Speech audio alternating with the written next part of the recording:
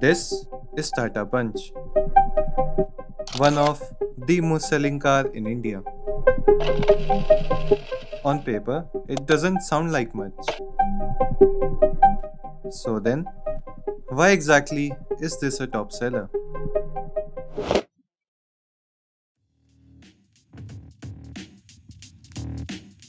They call it the micro SUV. One that looks like an SUV but is essentially a raced hatchback. So basically a compact SUV but even smaller. Now look, I will be honest with you. Is this car the best seller of India? Yes, but it is like Crocs in that way. Sure, those are comfortable and sold in millions, but doesn't mean that you can wear them everywhere or that they do not have any weird things about them, because this car has quite a lot of them. The first weird thing you'll notice here are these chunky pieces of plastics on the exterior. I, for one, have no idea on the purpose of these. On this shade though, thankfully, these do not stick out. But on the lighter shades, hmm, at least they could have kept it straight, no? If you manage to look past these huge claddings, you will see it is also awfully high from the ground. Look, I know, we do not have the best tarmac in the world, but this much ground clearance that it is one of the most in its segment. For demonstration, I can make a brick stand underneath it and I still have some space. This, combined with the fact that it is taller than even some of the compact SUVs, makes you realize that it's best to not take any sharp turns at high speeds in this car. Thanks to its engine though, you won't be able to anyways. We'll come to that later. But first, let's take this on the road.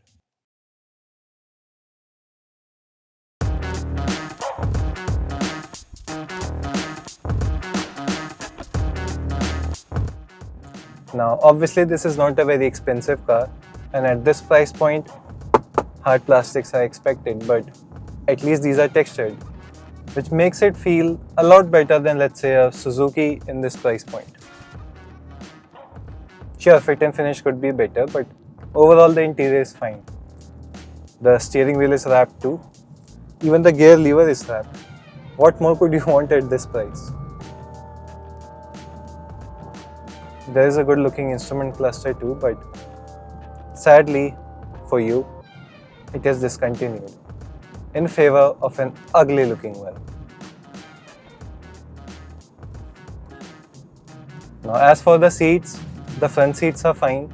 It can accommodate a 6-footer like me, and even then have some headspace, so that's a bonus.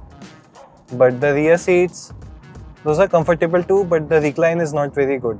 So the seats are very upright. There are some weird decisions on the inside too. Now this is a car which was marketed as the safest car in its segment.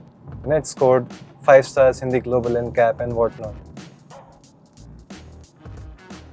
But if you look closely, you'll realize that there are a few cost cuttings that Tata has made, even if they're claiming to be a safe car manufacturer.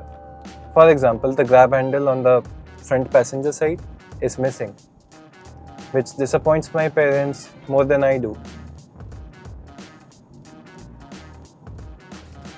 Another key cost cutting that they have done is with the door levers. Now with every car you usually get a lever to open the door and another small lever to basically lock or unlock it.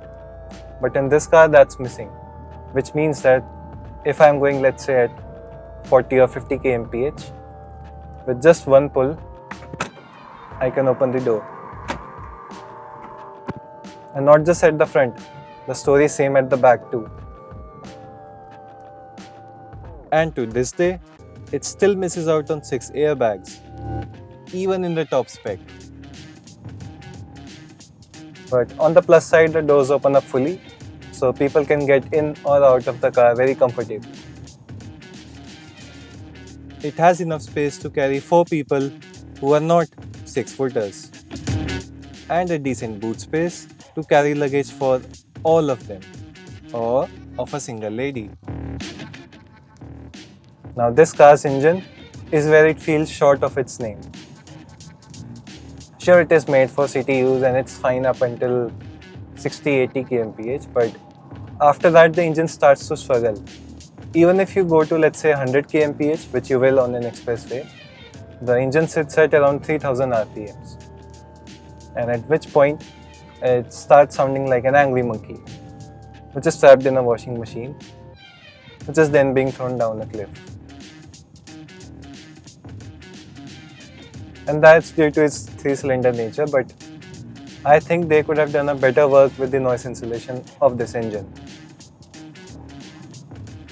Now, coming to the steering wheel, it is not very sharp. Sure, it's light, so obviously good for city use, but at high speeds, it is not very communicative. It also has a bit of understeer, especially when you try to take a sharp turns at a decent enough speed. But it's fine, I guess. At this price point, I'm not expecting a sporty steering anyways. But definitely they could have made it feel better.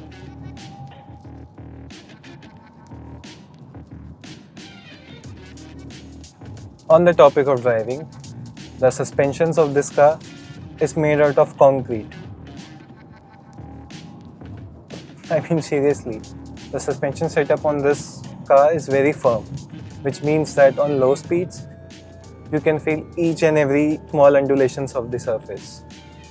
And it is especially annoying on the expressways. You know, when there are those road joints and it starts feeling like a train, where every few meters you feel that clack sound as it goes off on those joints.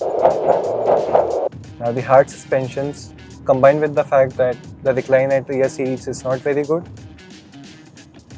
makes it a not so good experience at the rear seats. Now, if you're planning to take this car for a long trip, I would suggest maximum of 2 adults plus kids. No, but then the kids can jump out of the rear seats because there is no door lock. So, yeah, only 2 adults then.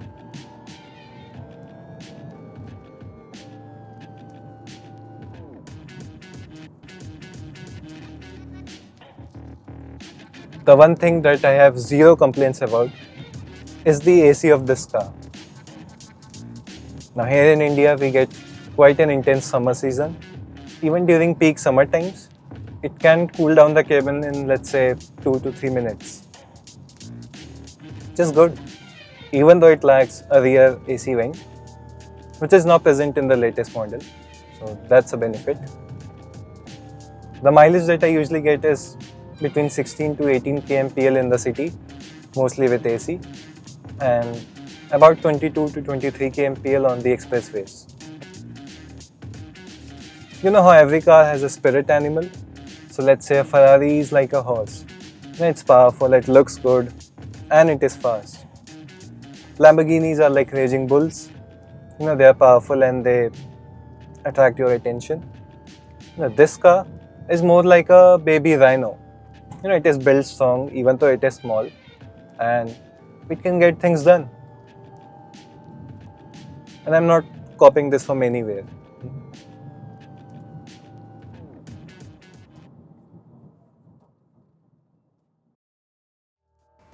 So, this then is a weird little car.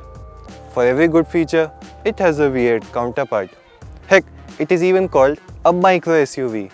The two words that make no sense together. But underneath all this is still a very good, practical and a no-nonsense city car. In fact, it is so good at it, it became India's best-selling car of 2024, beating Suzuki, who have been at it for past 40 years. And you know what? I couldn't agree more.